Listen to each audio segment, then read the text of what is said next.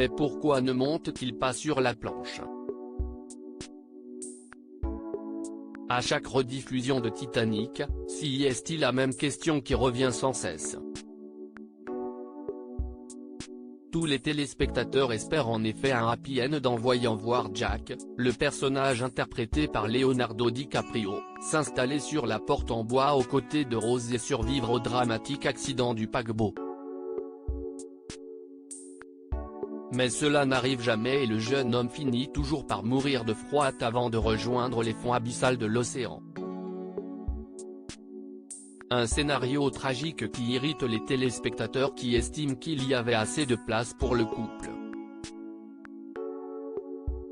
Un sentiment d'ailleurs partagé par Kate Winslet comme elle l'avait confié sur le plateau de Jimmy Kimmel en février dernier, « Je pense qu'un fait, il aurait pu tenir sur ce morceau de bois. Mais après tant d'années d'interrogation, James Cameron est venu clore le débat. Le 5 février prochain, National Geographic va diffuser le documentaire Titanic, 25 ans après avec James Cameron. Et dans un extrait publié par la chaîne, le réalisateur est venu prouver scientifiquement qu'il avait raison. Des cascadeurs ont ainsi reproduit la scène sous l'œil du cinéaste et d'un expert en hypothermie.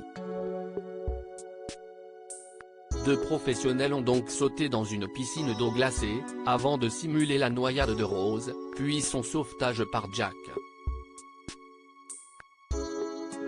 Nous avons donc fait exactement ce qu'ils ont fait dans le film, sauf que nous avons doublé le temps pour chaque étape parce que notre eau n'était pas aussi froide, indique James Cameron.